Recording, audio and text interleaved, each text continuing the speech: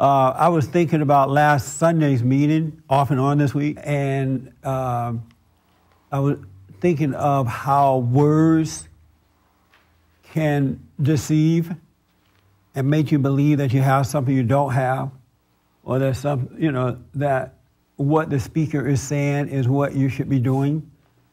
And I'm realizing that words cannot express spiritual things. It's unfortunate, but words cannot express, I don't know if it's unfortunate, but it's the way it is. And so when you're trying to tell someone about spiritual things, this spiritual world that we're trying to point the way to, there are really no words that can express what it's like. So every word you get, you should let it go, because anything that you believe about it is a setup.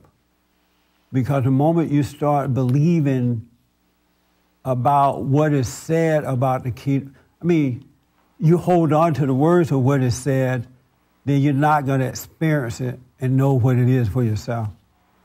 And a lot of people unconsciously, and I'm just learning this too, how effective words can be on you. And what I've been trying to do, and what the right thing to do, is just point the way to salvation, but not intended for you to try to hold on to what you think that it is. And that's why I'm believing now that that's one of the reasons it's so difficult for people to enter into the kingdom of heaven within, because the words hold them back from doing it. The words can define themselves to you, and if you're not doing it, if you're not living the way it should be, it'll also give you excuses about it.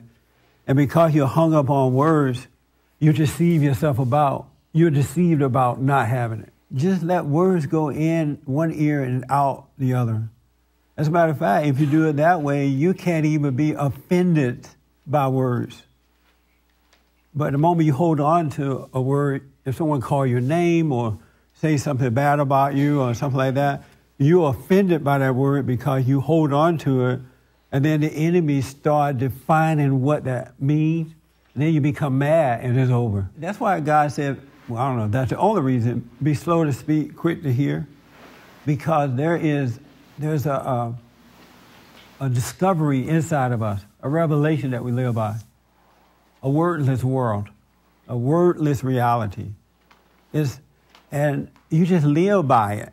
And it's interesting in that it doesn't talk to you all the time. It doesn't even reveal all the time. It gives you something, then you live off it. And then when you need some more, it reveals some more, and it lasts a long time. And that's the world. That's the wordless world that we should be living by. But how do you get past the words, the physical words that you hear? That's the problem. That's where the hang-up is. Yes, ma'am. From my experience, I learned that words are the only way to make someone do something. Yeah. Yeah, but how can you get over it when they don't understand what you want from them?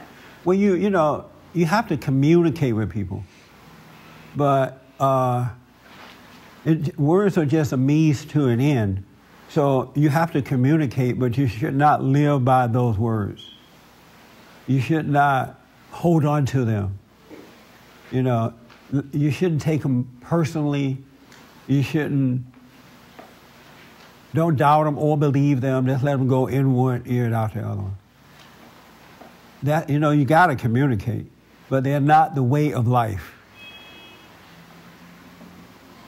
And that's what the ego is addicted to, words. It got to have words. And the more you talk, the bigger the ego is. But there's a spiritual world within us that is quiet and still and revealing from within. That's why when you meditate, when you sit still and pray without words, you start to realize this other reality, and then the word world, all this noise that you hear with words, start to become less and less important to you. That's why it's good to be still and know truth, allow truth to reveal itself, not from your head, but from your spirit, the soul of your belly. For more information or to purchase a copy of this show, visit us on the web at www.bondinfo.org or call 1-800-411-BOND.